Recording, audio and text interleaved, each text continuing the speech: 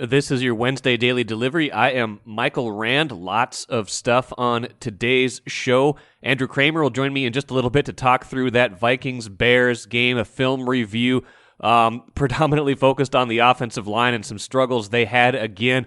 But Vikings did get the win in that game, as we talked about in the last show, 17-9. So not all gloom and doom, but we need to think about those offensive line struggles in the context of the upcoming game against the Rams. And Andrew will have good stuff on StarTribune.com, too, with his film review there. No review of the Vikings would be complete either without my least favorite team is my favorite team. Keith Rashad will join me in just a little bit as well to break down that game in only the way he can. We'll also get to a big-time honor for Lindsay Whalen, the Gophers and Lynx legend, now the head coach, of course, of the Gophers women's basketball team. But first, what did I miss? I was struck while watching some of the Wolves game on Tuesday night at Dallas. Wolves missing 5 players in COVID protocols. Just struck by how different leagues right now are navigating this surge in different ways, and almost all of it caused by this new variant that is rippling through a lot of these leagues. I mean, some of the numbers are just staggering. I'm reading an ESPN.com Kevin Seifert's story. In the NFL, more players tested positive for COVID last week than in the first 14 weeks of the NFL season combined. NBA and NHL feeling similar effects on their seasons. Obviously, the NHL on pause right now. NBA, interestingly enough, that was one that I was thinking about in particular because I was reading some Adam Silver quotes. They were at the forefront of shutting everything down. Back in March of 2020, they were the first league to shut down. Now you got Adam Silver saying this, quote, "As we look through these cases literally ripping through the country, let alone the rest of the world, I think we're finding ourselves where we sort of knew we were going to get to over the last several months, and that is this virus will not be eradicated, and we're going to have to learn to live with it. I think that's what we're experiencing in the league right now." Very different tone, and obviously vaccines have a big part of that, as does maybe some of the symptoms and lesser symptoms that the new variant seems to be causing.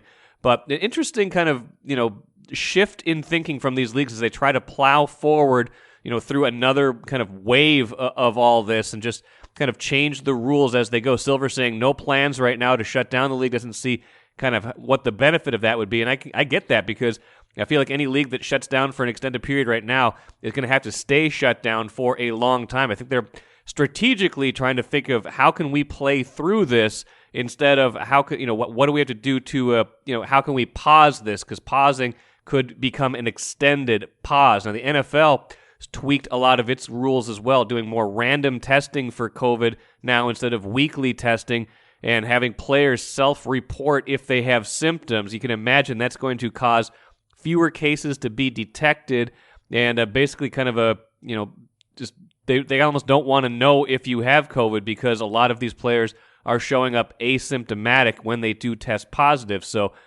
we'll see what the wisdom of all this is. Obviously, there's not a one-size-fits-all policy. There's still seeing some impact of all this. Players still missing a lot of time. NHL not sending its players to the Olympics. That became news on Tuesday. So it's not just like everybody's just plowing through and putting their head in the sand, but they are trying to adapt to kind of whatever new knowledge we have. And it's just interesting to see leagues try to navigate this right now. And I'm just wondering if it's in the best interest of public health or if it's in the best interest of the leagues right now in what they're doing. And I'm kind of split because I do see how things are different right now, right? When we have vaccines, when you have boosters, the chances of this becoming something very serious become far lesser, but any chance to spread this in a wider fashion, especially with thousands of fans in these arenas, that's an issue too. So I think we're kind of in this weird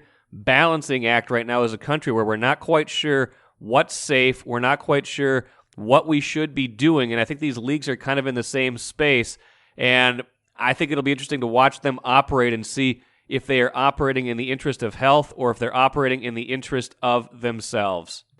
Take a playcation to Mystic Lake for 24/7 gaming, fun restaurants and bars, and luxurious hotel rooms.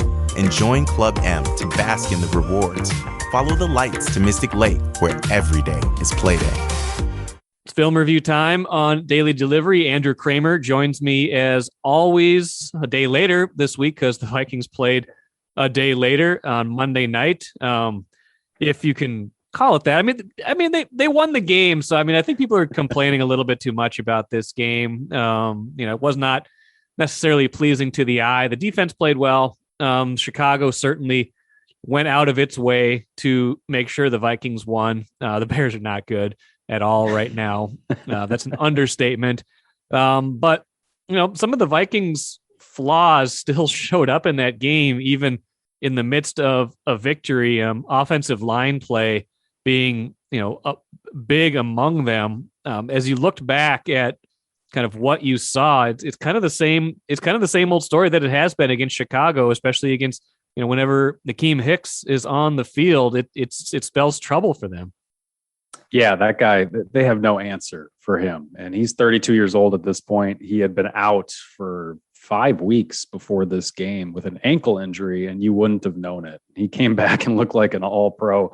And that's how he looks against the Vikings every single time. And I wonder if he almost had this game circled on his calendar in his rehab, going like, that's my target date, because I know it's going to be a little bit of a soft one for me when I come back. Right.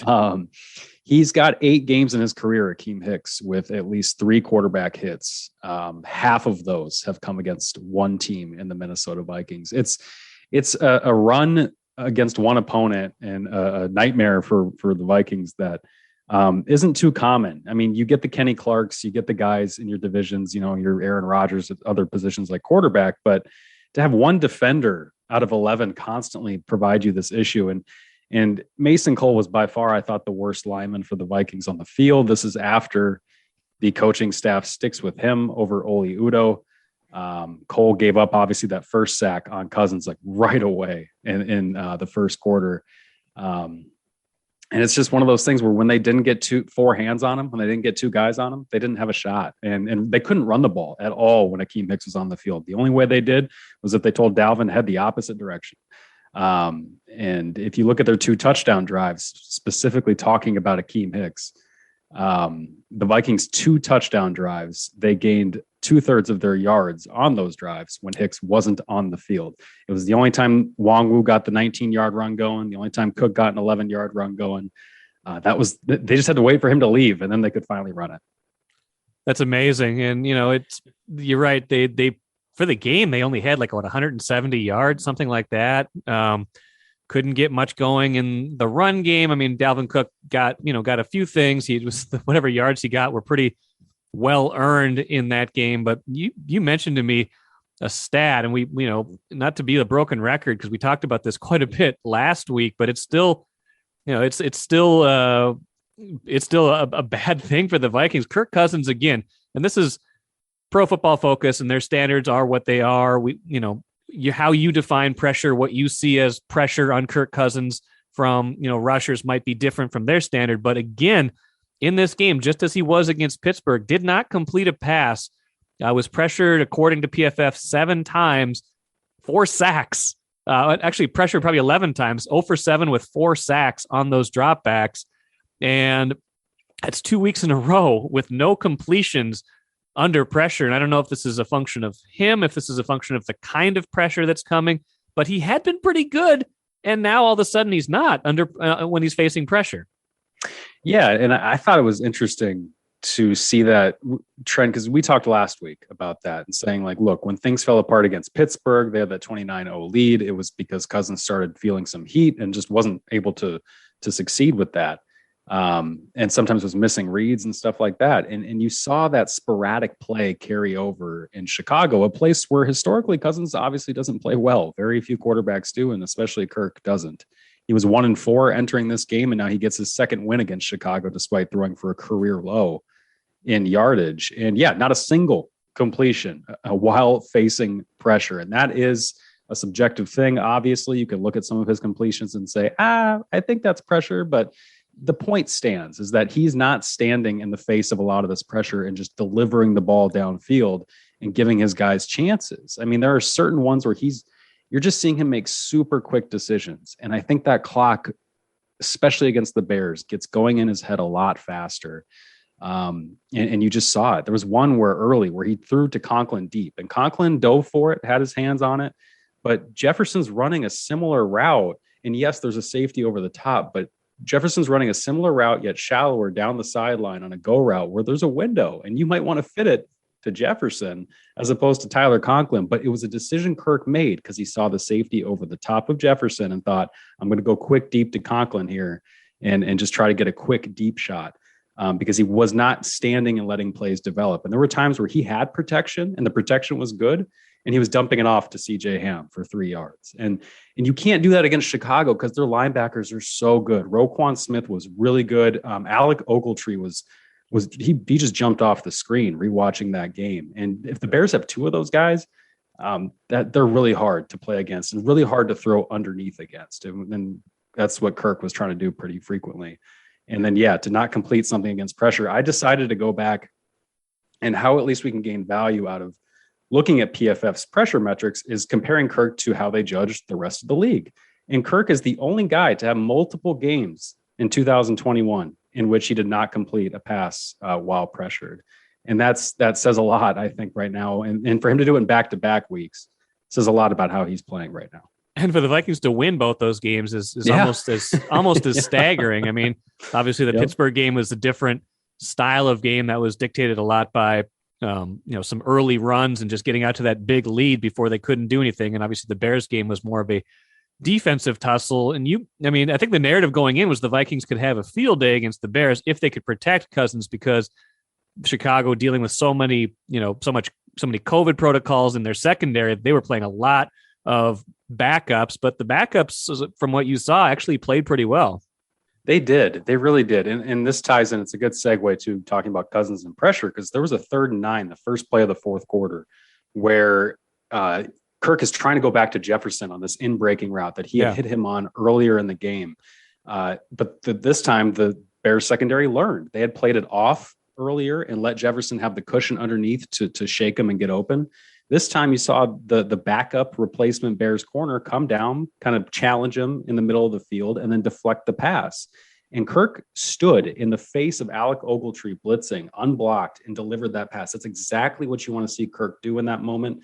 It's exactly what I was saying earlier that he wasn't doing often enough. And he does it, and he puts it on target, yet you have this backup's corner in a perfect position to deflect it on Justin Jefferson. Like, that's the kind of thing where you just shake your head and go, wow, like that's a play you see Stephon Gilmore make. It's not a play you see a replacement corner make. And so you have to credit them a little bit, because I think that secondary in Chicago played really well. And it helps when you've got Robert Quinn, Akeem Hicks, and the guys up front, certainly. A couple more thoughts for you. One, in rewatching, even if you weren't focusing on it specifically, I mean, what did you see from the Vikings defense? I mean, they hadn't allowed a touchdown until the very last play of the game. They had given up some yards, but had been pretty good, especially in that red zone defense against the Bears. Were they doing anything differently, or is this a function of letting the Bears kind of defeat themselves sometimes? Yeah, I think a lot of it was looking at Justin Fields and just being pretty unimpressed with this offense and that quarterback right now. I mean, it's his, I think, 10th career start. And you could tell Mike Zimmer's really good against designing things, scheming coverages, mixing things up against rookie quarterbacks. I believe he's 9-2 now with the Vikings against rookie quarterbacks after beating Fields. And that was the big thing, right? Fields does a couple turnovers right away, fumbles the ball away. They committed, I think, a turnover on special teams as well. That helped the Vikings. I just was very unimpressed. And the ball placement, him missing open guys, Justin Fields, that is. Don't get me wrong, the Vikings defense played great. I think their defensive line was dominant. And I told you before the podcast, if this was such an ugly game to recap, but if you were a fan of defensive line play, this is exactly what you want, because it was DJ Wanham, Dalvin Tomlinson, Sheldon Richardson. Those guys played phenomenal up front, and that helped. And Dalvin Tomlinson had said before the game, we need to get in Justin Fields' head early, and we think we can fluster him. And I think they did just that. I was kind of shocked. Maybe I just haven't been paying attention, but they threw up a graphic during the game. The Vikings lead the NFL in sacks. Have I just missed that? How are they doing that without a lot of Danielle Hunter lately, no Everson Griffin lately? Yeah, our I think Mark Craig actually wrote about that last week going into this game that they Sorry, had Mark. somehow that they had somehow managed to do that. I only bring that up because it was a good breakdown on how Zimmer has manufactured a lot of these pressures. You were seeing, I think they have 5 or 6 guys that have at least 5 sacks. Danielle Hunter might still be the leader with 6 sacks, and it speaks to how it's a group collective effort, whether it's in San Diego or excuse me, Los Angeles, where I do that too all the time. They're the San Diego Chargers. No one's ever tell me different. where Cam Bynum's getting a sack there untouched. It's stuff like that. And then you've got against a rookie quarterback, it's going to be a lot easier. But a lot of it has to do with the pre-snap disguises, the pressures, the coverage looks, and how they kind of make offensive linemen skew their protections one way and then they attack from the other. And that's the hallmark of a Mike Zimmer defense. It's why they hound on run defense so much, because they know if we can get these guys in 3rd and long, they got good coaching on the back end to mix things up, and that helps them create this pass rush. And credit the players. Sheldon Richardson is moving to defensive end and playing phenomenally right now. That has helped make up for the loss of Everson Griffin. Nothing makes up for not having Danielle Hunter, but you're seeing these guys now that they're healthy and available for the most part, also playing well up front. Final thought, we've seen Cousins under pressure the last 2 weeks. We've seen what Akeem Hicks did to them in this game and previous games. Next 3 games, assuming good health and everything like that, is going to be Aaron Donald, Kenny Clark, and Akeem Hicks again. Can they do enough to disrupt those guys given past evidence? And can they do enough within that to win at least a couple of those games and give themselves a chance to get into the postseason? Yeah, I'm wondering if they had problems throwing and blocking against Akeem Hicks and then Kendall Vildor and Tease Tabor and some of these other guys that were in the back end for Chicago. I don't know how it's going to look against Jalen Ramsey and Aaron Donald and Von Miller, who was just cleared from the COVID list for tonight's game for Los Angeles. Yeah, it's going to be tough. I don't know. I think this is an even worse matchup for them. At least they're at home against the Rams, because Von Miller is better than Akeem Hicks. He's different. He's very different, but he's better.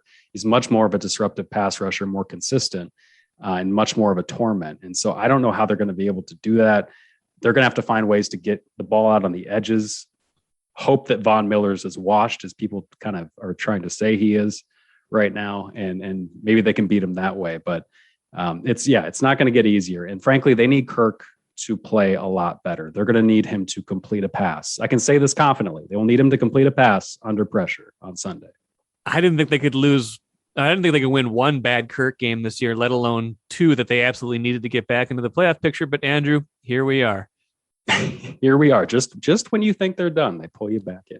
They do. Well, thanks, Andrew. We'll catch you again next week. Thanks, Mike. I know Andrew and I talked about it quite a bit, but I'm still just shook by that stat that Kirk Cousins went 2 consecutive weeks without completing a pass while pressured. That just flies in the face of what he was doing earlier in the season. And I don't know if it's a regression, if it's a blip on the radar or what, but it is going to be that's going to tell the story of the rest of this season in my book. My least favorite team is my favorite team. We're back at it again a day later than usual because the Vikings played a day later than usual. Did they play is a subject for debate. They won a game. Technically, it was not aesthetically pleasing, did not catch the eye in a certain way that made you want to romanticize the game of football. But Keith Rashad will nonetheless try. Keith, how you doing? I am a Vikings fan staring the bleak holidays in the face, knowing full well what's coming with this idiot team.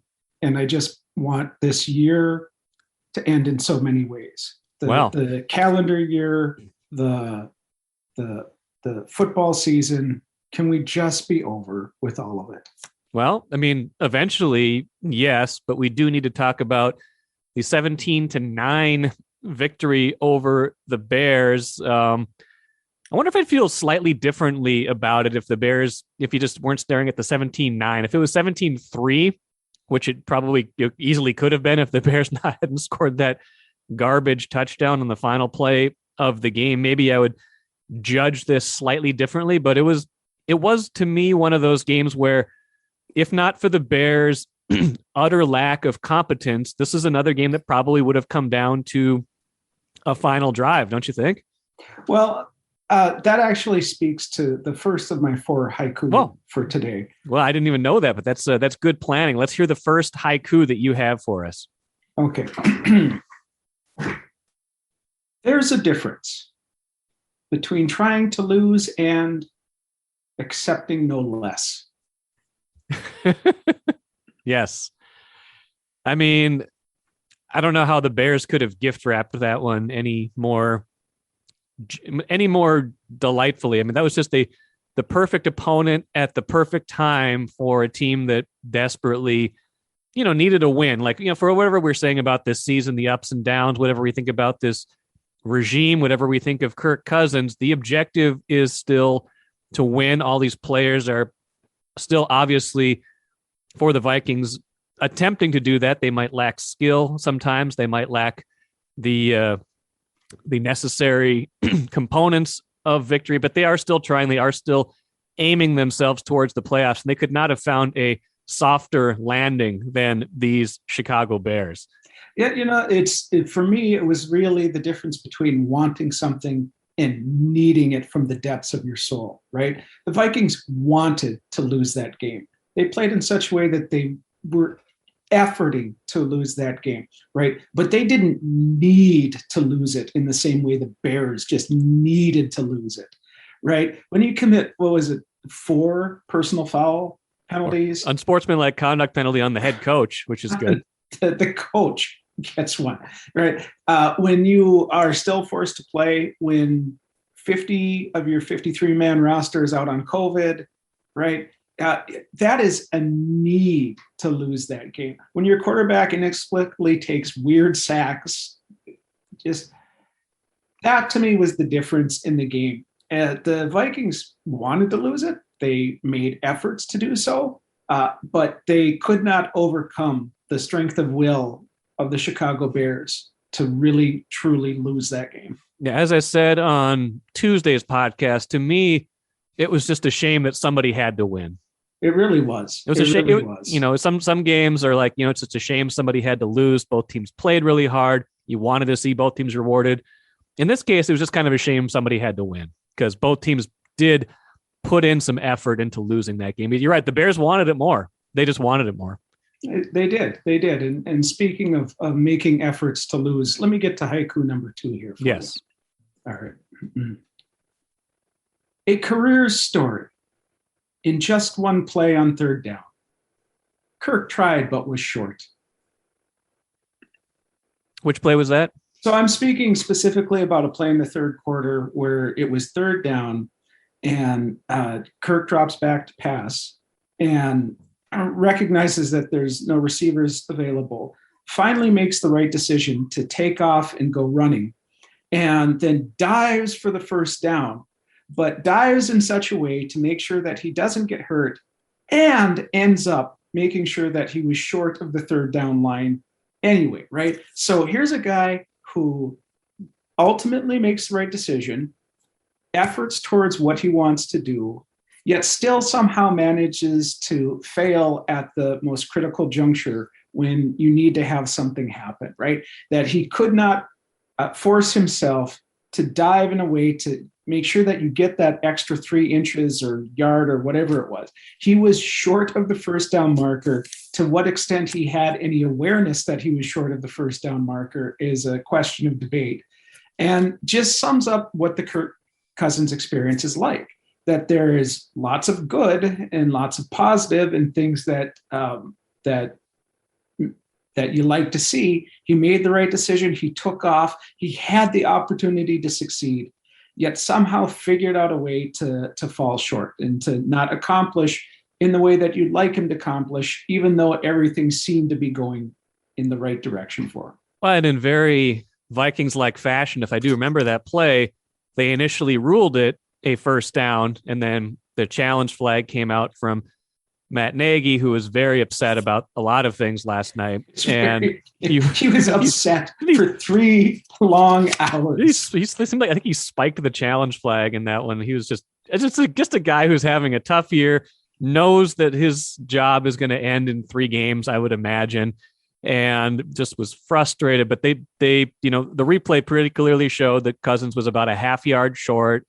And you're right. If he had simply dove forward instead of going knee down first, he didn't slide. If he would have slid, he would have been a full yard short. But if he hadn't gone knee first and just actually dove and knew exactly where he needed to get, you're right. He would have had the first down, and ultimately doesn't matter. But against a better opponent, like next week against the Rams, that might matter. Didn't matter against the Bears because of that will to lose. But yes, you're right. That was the Kirk Cousins experience in one play. Right. The guy turtled up. Right. He turtled up. He wanted to make sure that he did not get hit. He went head first. I don't know if he turtled up. If he was really going full on safety mode, I think he would have slid, and that would have been even more embarrassing. Well, but you're right. You're right in the sense that that he knew enough that he couldn't slide. Right.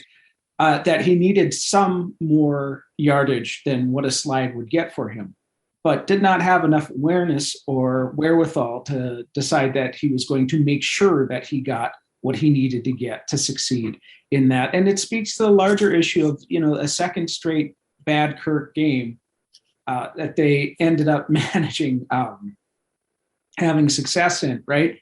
Yeah. But it can't continue exactly as you just said, right?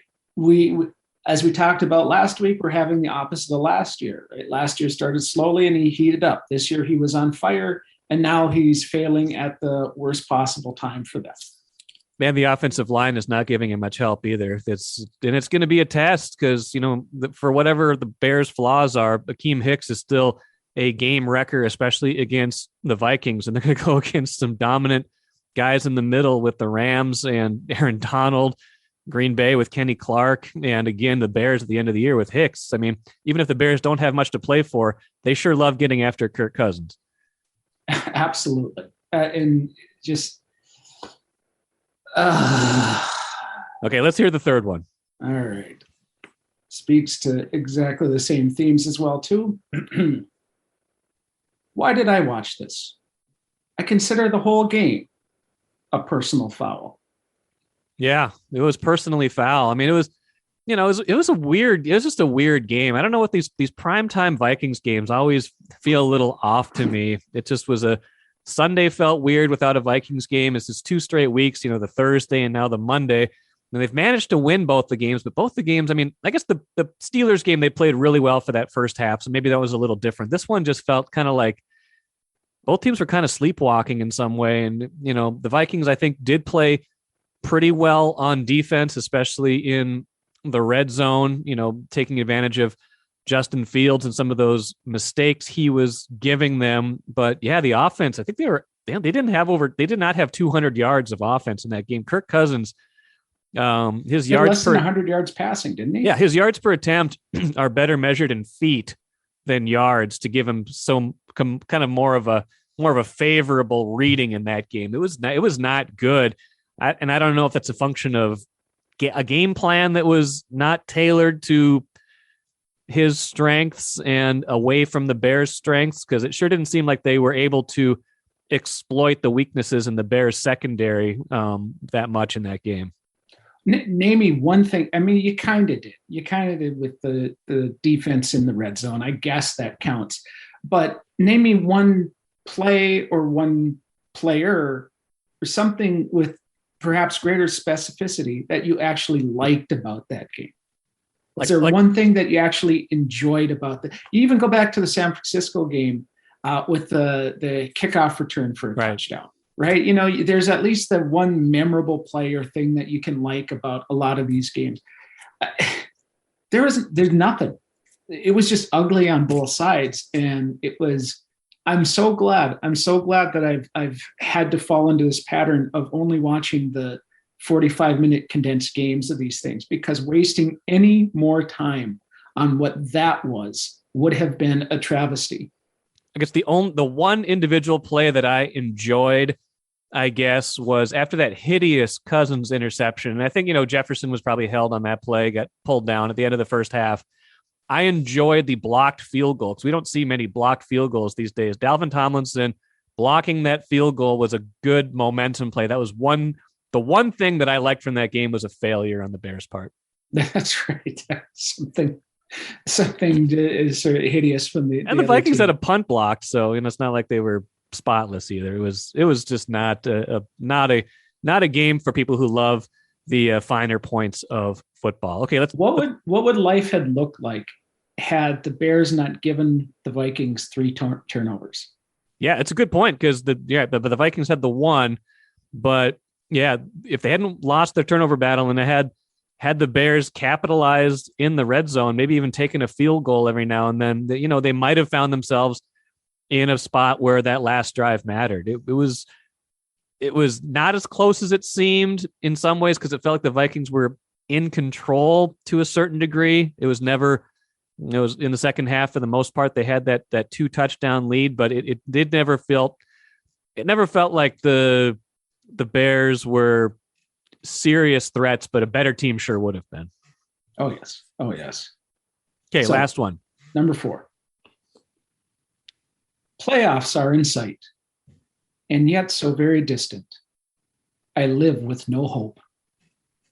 Yeah, the scenario basically is you got to win at least one of these next 2 and then beat the Bears again and hope for some help along the way. Hope the Saints, lose a couple in there or, win the tiebreakers, things like that.